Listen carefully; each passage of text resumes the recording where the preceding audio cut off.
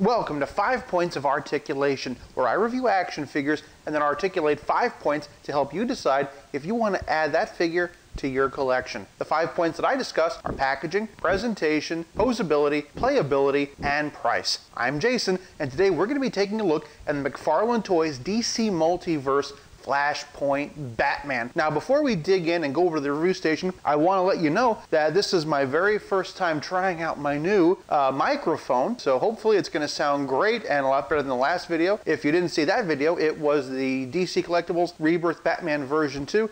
I'll have the title and card at the end of this video. Now let's go over to the review station and check out this one. First things first, we're going to take a look at the packaging. All of McFarlane Toys Multiverse figures have this sort of open window box, the black, the white, the blue. It's all very consistent.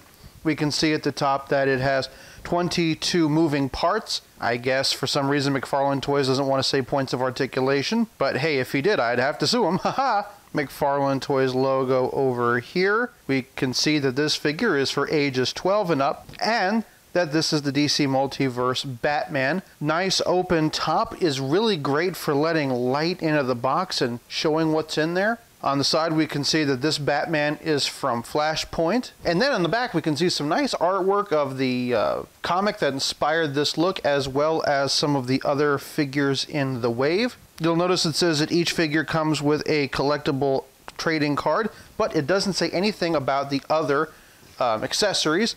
We can see, however, by looking at it, he does come with a couple of guns. More of a window on the side. On the bottom, we see all of the legal stuff, and I can't get over how little there is on a McFarlane toy compared to a lot of the others. But there is one point that I would like to kind of draw your attention to. Third paragraph, you'll notice it says that photos are of action figure prototypes. The reason I point this out is because if you look all over this box, you're not going to see a product shot of an action figure anywhere. And that's one thing I do wish that they did a little bit differently. All of the sides have this kind of matching giant name of the figure and where it comes from, but it's just so kind of boring and bland. I'd rather see the artwork here translated here, and then have nice pictures of the actual figures on the back instead of just the artwork. But really, that's just nitpicking, though. This is a fine box, communicates everything it needs to, and there's a lot of nice uniformity across the line, which is pretty cool. So 1 point. Getting him out of this package, before I really jump in, I do need to point something out. First things first, before anything else, as soon as I took him out of the package, you'll notice that the package, this is where his head goes, and it has these kind of, very tight little vice grips right here to keep his head in place. Well, unfortunately, that actually, let me show you close up, actually damaged the figure itself. If you can see here, we have these indents on the sides of his head, and that literally came from the packaging squeezing his temples and squishing his head. So I'm going to take this over and put it in some boiling water and see if that doesn't fix it. I really hope it does. This is really, really disappointing, and in fact I'm gonna have to kind of retroactively change my score. So now packaging gets half a point, because if the packaging is damaging the figure, well, that's not good. All right, we're back. Thomas has just gotten out of his bath, and as you can see, his head popped right back to normal in some boiling water, so he's looking right as rain. Taking a look at the sculpt here, this is a fantastic head sculpt. Probably the best Batman head sculpt I think that McFarlane's given us so far. Nice piercing red eyes to go along with the bat and the belt. I will say the belt is a little bit plain. It could definitely benefit from a wash, which I might give it. So we have our nice raised bat emblem. Of course, Batman's emblem is a little bit different in Flashpoint, and for those of you who do not know, this is not Bruce Wayne, this is his father Thomas. In this alternate timeline, the Flash kind of messed with time, and it was Bruce who was killed instead of his parents, and so Thomas becomes Batman. This leads him to have some guns, as we can see. I've been kind of playing with this a little bit. The holsters are nice because even though you think that they're going to be connected to these straps, they're not, so it does not hinder the articulation at all. There are some typical McFarlane flourishes and lines, but that's fine. Nice pointy shoulders, but this is a soft plastic, much softer plastic than on the DC Direct Batman we just looked at. Nice scallops here at the bottom. I love I love these gauntlets and how they're all chipped and cracked, showing a lot of wear and tear. He does have guns, and so his hands are really just meant to hold those, and then they look fairly relaxed otherwise. It's not too obvious. Considering that these are painted, these do match this fairly well. Got some knee pads, which remind me kind of Rebirth Batman. And of course the Batman boots. I notice that the boots on Flashpoint have these ridges on it. Kind of reminds me of the Keaton suit. Lifting up the cape, really not a whole lot to see back here, but we can see that the cape plugs into a hole here and is glued here at the shoulders. Integrated really, really nicely.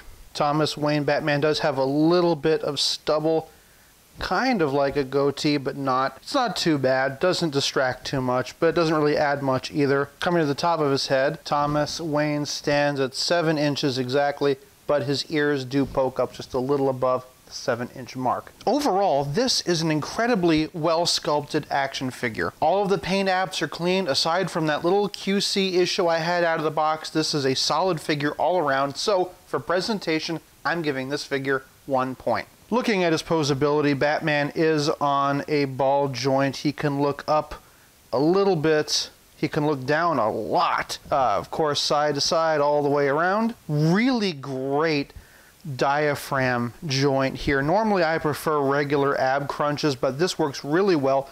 Incredible tilt side to side. Crunches forward that much and back that much. I will warn you, however, if you push him all the way back, there is a huge gap in the front. He does have waist articulation, but it is really difficult to manage.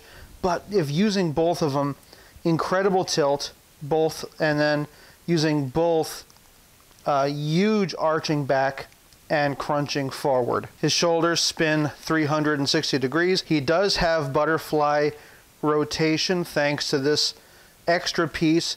I like to call it a rotator cup because that's just what makes sense to me. He has some bicep swivel, double elbow. The wrist is on a ball and it swivels, and depending on how you swivel that ball is going to determine whether his hands are pointing not just up and down but also left and right. Batman can spread his leg out that far. The holster does not hinder the articulation at all. It is, however, hindered by this piece a bit. No thigh cut, even though this would have been a perfect figure for it. Great double jointed knees, super crunchy, no boot cut, but his feet spin round and round on these balls, gives you front and back and side to side. I don't know what it is about DC figures and ankles, but just like the DC Direct, these balls can be a little bit difficult to manage. The problem with them is that although you do get really great movement, they tend to click into place, and it feels like no matter what I do, I'm always going either too far or too back. There's no real medium ground, so it can be really tricky to get him to stand, but he is able to get some great poses. Overall, I would have loved to have seen some thigh cut rotation, but it's not a deal breaker. I was able to get him to some fantastic poses. Everything I could have wanted to do with him, I was able to do with him. This figure gets 1 whole point. Looking at playability, we can see that Flashpoint Batman comes with a couple of guns, a figure stand with a nice little DC logo that is spot varnished on there. You can see that just subtly. And of course, the famous McFarlane Toys trading card with his data file on the back. If you want to pause and read that for yourself, you can do that now. I really like the concept of the trading card. I have a feeling that these are going to go for a lot of money in the future, and that this is going to be one of the things about this line that people are going to look back on fondly. Looking now at those guns, we can see that they fit pretty nicely in Batman's hands. There's 1 and 2, and of course these are the same gun. And if you notice, they do have a nice little gray dry brushing on that just really helps them to pop. Playability is more than just accessories, though. It's also about how well he fits into your collection. So now I want to take a moment and see how Flashpoint Batman fits in with some other figure lines. First up, we have him with the DC Multiverse Arkham Asylum Joker and Superman. I chose these figures because, well, they're the only multiverse figures I currently have out of the package. We can see, though, that he scales very nicely with these two, and you can really see that McFarlane Toys has been improving. Just look at how obvious the ankle balls are on this Superman from the first wave to where we are now, and just how well hidden they are. They do keep improving from figure to figure. Here he is side by side with the DC Rebirth Batman that we looked at in our previous video. This, of course, is his son Bruce, and even though there is a bit of a size difference, I'm okay with that. This Batman is a different man. This is Thomas Wayne. There is nothing to say that Thomas couldn't possibly be larger than his son, so I think they work really well together. For a Mattel Multiverse comparison, here he is side by side with Alfred. And lastly, just some random DC collectibles characters. He does skew a little bit larger, but I don't think it would be really hard to fudge him into that collection. I'm always going to be one to say that figures need extra hands and things like that, but he's got what he needs and a little bit extra. He scales really well with a bunch of other figures, and he's a lot of fun to play with. So, in terms of playability, I'm giving this Batman figure 1 point. Now we get to our final point, price. If you're able to pick up this Batman figure for retail, it will only be $19.99. $20 for all this is a fantastic deal. The operative word, of course, is if. I know it's going to be a bit of a challenge, but keep looking, and I'm sure that you'll be able to find them eventually. This is still a relatively new action figure, so I would definitely caution you, don't go racing to the aftermarket just yet. Keep looking. Hopefully you'll be able to get yours for $20. It's a great figure at a great value. I give this 1 point. I had so much fun with this action figure that I've decided to rescind my ½ point for packaging, meaning that the grand total for this Batman figure is 5 out of 5. It's a fantastic figure for a fantastic price. Quality control issue aside, it's one of the best Batmans ever made. If McFarlane made a regular Batman in this style, in this way, it would absolutely be the best Batman ever. And you know what? He's improving by leaps and bounds with each new figure he makes, and considering how much he loves Batman, I'm sure that we'll see such a figure sooner than later. There's been a lot of frustration in the fan community over just how great of an emphasis McFarlane has placed on Batman and Batman-related characters. If we're honest, it isn't even characters. It's mostly just Batman and the Joker. That frustration is completely fair and completely warranted. That being said, I'd like to offer some perspective. Flashpoint Batman was the last Batman figure released by McFarlane Toys in 2020. He's the end of a journey that began with the Action Comics 1000 Batman. That Batman is so hideous, I refuse to buy it, even to customize it. Consider the leaps and bounds that McFarlane made that year. Now ask yourself this question. What character do you wish that McFarlane would make? For me, I would love to see Martian Manhunter. I'd love to see Red Tornado. I'd love to see more villains like Lex Luthor or Mongol. But if McFarlane had made the figures I wanted before now, they would have been made while he was still on his learning curve,